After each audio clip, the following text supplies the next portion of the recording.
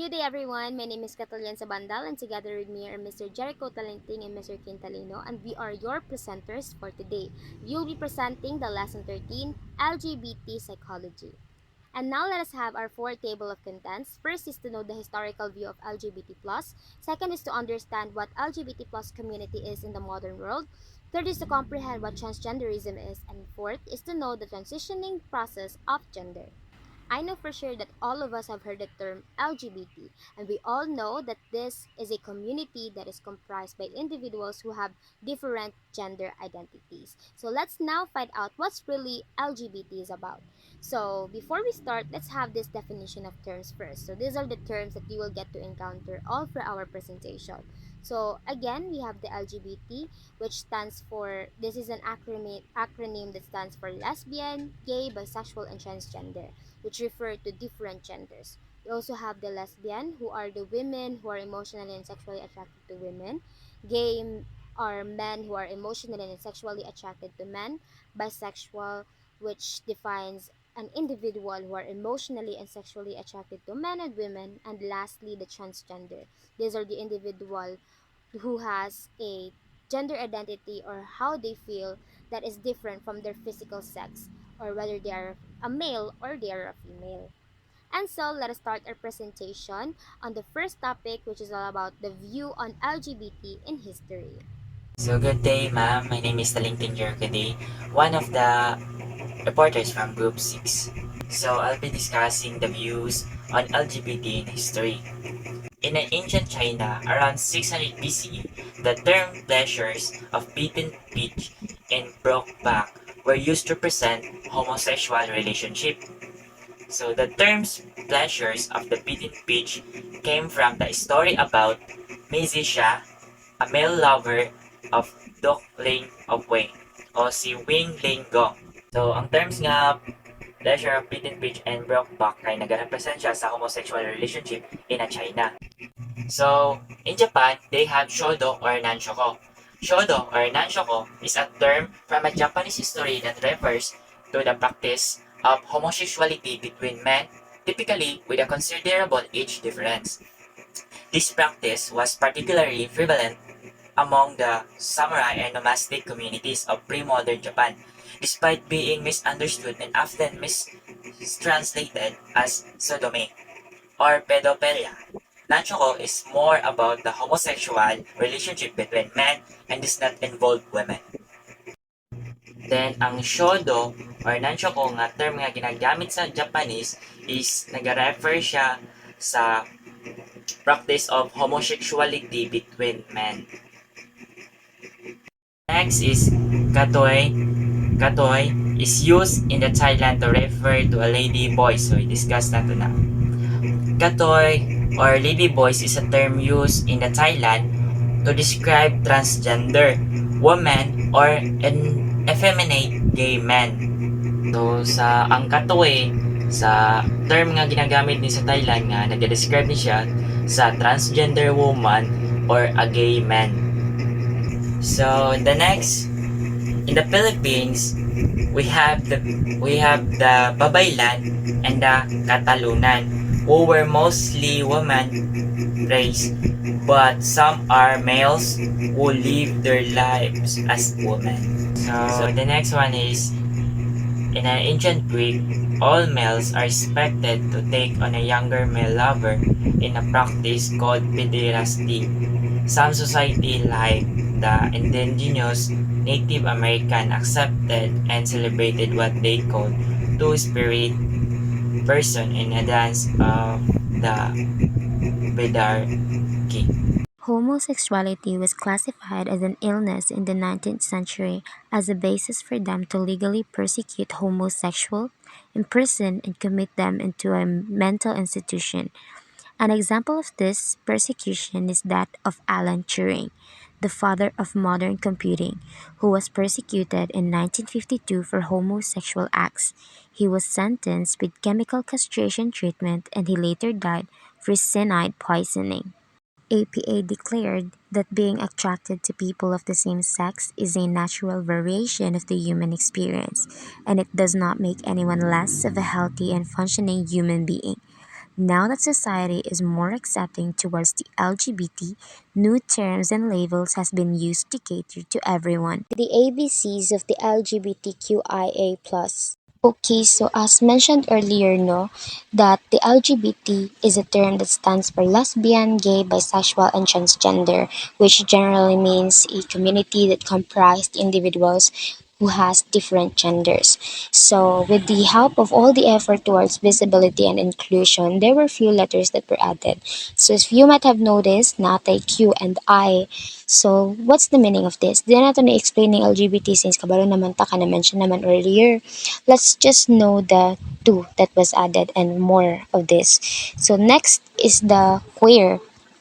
This is the gender identity used by an individual who celebrates all the gender identities. Could mean that someone who do not want to be restricted as lesbian, gay, or bi. So, it could be someone who feels all the gender identities, or someone who do not want to restrict being called as lesbian, gay, or bi. So the next one is the intersex.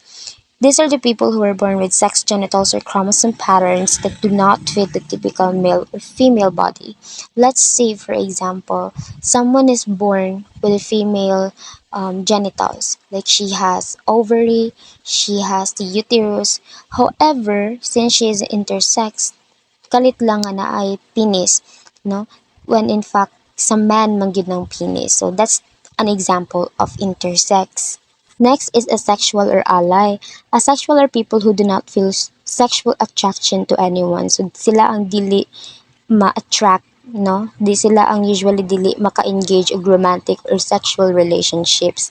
Allies are straight or heterosexual people who are fighting for LGBT rights. So, when you say ally, mo na sila ang mga straight people, they're not really that part of the LGBT community.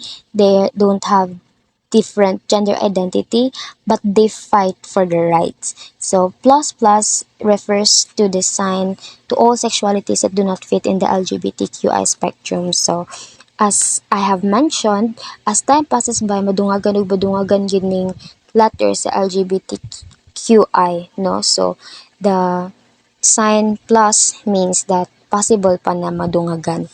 So daghan kayong mga terms nga nag-pop up in knowing or taking knowledge about human sexuality. So we have these terms. We have the androgynous. These are the people whose gender expression may or may not be distinctly male or female. We have the gender, as mentioned, your internal sense of being masculine or feminine or neither. So gender identity is how you feel, if you feel like you're a man or a woman ba or neither. Gender expression is how you express your sense of being a male or female, if you want to be if you want to dress, how you want to style your hair. We have sexual orientation, your emotional and sexual attraction to a person, whether attracted ka sa same gender nimo, no? So sex assigned at birth, you're given sex when we're born based on your sex organ. So this deals with your sexual anatomy, kung unsa ang primary sex characteristic nimo. Cisgender is when your gender identity matches with the sex you're assigned at birth, and meaning ani kanang kung unsa ang imong sexual anatomy is same sa imong feeling, like you're born as male, and then your gender identity is you feel like you're really a male, no, you're a man. So non-binary is those people who do not feel like a boy or girl. They may feel like they're both or neither, or sometimes they use the pronouns them, their, or theirs. So let us proceed to one of the most interesting topic of this presentation, which is the understanding transgenderism. Now, society attaches a lot of meanings to our biological sex, our physical sex, and this is undeniable. Parents unknowingly set up a gender-based pattern of raising their children upon knowing the biological sex of their babies. After knowing na ilang anak is babae, they would buy stuff na color pink. They will buy stuff like dresses, like sandals, and if male na po ding ilang anak, they would buy blue stuffs or something na toys or something that would define or identify their children as a male or female. This limited view on sexuality makes it harder for those who do not fit in the box of masculinity and femininity, like lesbians, gays, and bisexual. However, it makes so much more difficult for transgender people, those who feel like they were born in the wrong body or given the wrong biological sex. So, transgender people are most likely those individuals who feel like they are not belong on the box or they're not fitted in the box that they are in. Like for example, someone that is born with a male sexual anatomy. He has penis, he has testes, he has everything that would make him identify as a male. But deep inside him, he kind of feel like he's feminine, no? So mo na siya ang example sa isa ka individual who feel like dili siya fitted ana nga box. So one of the kanang that's one of the problem nga sometimes gina-face or mostly gina-face gid sa mga transgender people. So, when we say transgender, for sure, ang ato ang first gid nga mo butang sa tong utok is those people nga kanang maklaro na to na lalaki but they have something nga kanang same sa babae. Like, kanang lalaki kay siya nawong pero naa siya tutoy ingon ana ato ang kanang sometimes or mostly good nga maingnan nga transgender ni siya di ni siya bayot lang transgender jud ni siya kay naa siya gibabag-o. Now let's understand what really is transgender, who really is a transgender. Now, the APA defines transgender as an umbrella term for persons whose gender identity, gender expression, or behavior does not conform to that typically associated with the sex to which they were assigned at birth. So these are the people who actually feel different inside. No, they have their different gender identity from the sex that they are associated from the time nga himo silang naanak. The American Psychology Association states that a transgender is a term called for a person whose biological sex is different or opposite to what they feel, what is their behavior. Just like the gay, they are biologically a man, but they feel that they are a woman. Same as to the lesbians, they are biologically a woman, but they are or they feel or they behave like a man. This feeling or gender identity is not something that changes through time, but is a feeling that they have since childhood. This creates a problem for a heteronormative society wherein everyone is expected and forced to fit in the boxes of male masculinity and female femininity. So mo ni siya ang problem, no, because of the society, because of what the society thinks, no, about the transgender. They kind of feel like they're being forced or expected to be like this and that. Like once someone is born as male, she must be masculine, he must be strong, he must do this and that. And if someone is born as female, he must be feminine. Dapat mag-act lang siya gingan ani. Dapat she must be kind, she must be like this and that, no? And it's really not that easy to tell someone na you should change your gender, you should change this and that. It's not that easy, no? Because not everyone is really confident sa ilahang gender identity. Some took time in order for them to really express kung unsa gid sila, and some people thankfully they were able to confidently say and tell people who really they are. So that's one of the disadvantage that usually or mostly transgender people gets to encounter. But there are some certain groups, especially kanang mga LGBT coalition na nag-raise sila anang bill nga ginatawag nato nga SOGI bill.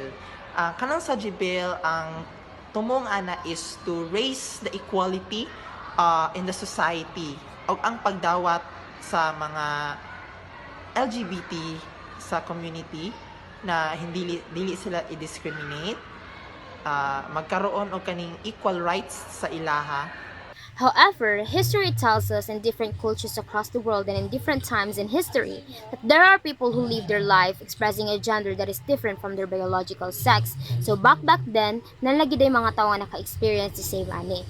This gender nonconformity or gender crossings were celebrated by the Native Americans through the Berdashe or two-spirited people. We also have our own Babaylan or Catalonan pre-colonial priests who are mostly females, but some are males who live their lives as female priests. So the word transgender is also used as an umbrella term. it has so many identities under this term. So we have transsexual, for example. This is often used in the medical field to refer to people whose gender identity is different from their biological sex and they may want to change their body. So it resembles how they feel about their gender identity. So in this way, pwede sila mag-go to surgery, no, if they want to change something. So on medical sides, there are some technology advancements that can help you change your gender. So mo to kung gingon ganina no na gender affirmation. It is a lifelong journey nimo na once you change your sex, it is a non-reversible, meaning dili na siya mabalik. So let's go on the other sexualities and under the transgender. So na siya ito FTM, MTF, and cross-dressing. So first, FTM. So female to male, a person whose biological sex is female and has transition to living his life as a male. So yeah, it means ano sa FTM no, yung biological sex is babae, daan, then mag-interchange to a lalaki. And then second one is MTF. So or male to female. So a person whose biological sex is male has a transition living life as a female. So kabaliktaran na ni sa FTM. So yeah, sa MTF naman po is yung biological sex is lalaki, then mag-change into babae. Then last is cross-dressing. So ang cross-dressing no is gina-opposite niya kung unsa yahang biological sex kung tahay lalaki, so yung ginasuot is murag pang babae. Then babae po ginasuot niya nga mga sinina or mga anything is pang lalaki. So mo nang cross-dressing. And then dili po sila comfortable nga i-identify kung ang ilang biological sex. Genderqueer and the drag kings and queens. When we say genderqueer, muni sila ang mga individuals na part sa LGBT, pero dili sila mahalata na yung ana sila. It's because they dress as like their biological sex. For example, there's a gay. Dili siya mahalata, it's because manly iyang sinutan. Also, lesbians, dili sila mahalata ng ana sila, it's because they dress as like the woman. Okay, so drag kings and queens. So just like a cross-dresser, they dress and they behave as what they want. So muni sila ang mga gays na magbinabae. And also, they use that to gain profit and to gain entertainment sa mga tao. Transitioning process. So from the term itself, transition, it means changing a thing to something. So when a person realizes that he or she may be a transgender, a psychologist can guide a person for transition, especially when a person wants to go through permanent changes like sex reassignment surgery. So aside from what I said earlier, it's really not possible to change something from your physical sex or physical appearance. So if a transgender woman or man wants to change something like feel na ko kay mas gusto ko nga dako ako ang boobs, she can fulfill that dream through surgery, no. But there are factors good nga maka epekto gid ana, like for example sa tuwang economic status, no, daghan kaayo nga mga kanang factors nga makaapekto ana da dapat i-consider. Transitioning to another gender is a very challenging process to manage transgender people because of social stigma, discrimination, medical cost, accessibility of medical treatment and support, oppressive laws in each country, and threat of violence from prejudiced people. So these are the factors that somehow makes it difficult for transgender women to change something, no, sa ilahang physical anatomy. Just like prejudice, no, dili jud na mawala na kanang na mga judgment, no, and especially kining mga laws na yung mga countries manggod, not every country around the world is allowed, no, sa pagpa-surgery, no. There are a lot of kanang countries nga bawal pa, and there are some instances pod na costly lang pag gyud ang pag-surgery, no, so need jud og a lot of money. So dili tanan gyud nga mga transgender who wants to change something or transgender nga gusto mag-change og something sa ilang body na inline sa ilang gender identity is ma-fulfill ang ilahang dream. This recognition is a product of decades of collective effort of transgender community and the LGBTQ+ community. However, the Philippines still lack the laws and the medical capacity to support transgender people in living their full potential. Did you guys know that the proper uses of pronouns like he or she is very controversial today, which is why it should be observed when talking to a transgender person to show respect as a decent human being. Like for example, when you're talking to a transgender woman and you kind of feel like I can tell nga man ni siya kay murag lalakin ang gyapon siya, but still you must you must use the pronouns she because it might cause disrespect and violence, no? Often when a person is clearly presenting himself as a female by the way they dress and carry themselves, it is safe to assume that they want to use she or her. The same goes for the transgender man who is clearly presenting himself as a man. You may use him or her. However, it is always a good practice to ask them for the preferred pronoun instead of assuming, but do so in a polite way. So you can, if you see someone na, ay, she dresses like a girl, no, nakawig siya, and I could tell that she's a girl, but a part of me, na ayun, gapo ko nga lalaki siya, but it's safe na magamit ka og she, no, that would define her as a woman.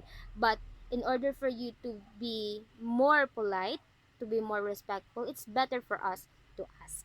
And that's our presentation about the LGBT psychology. Thank you.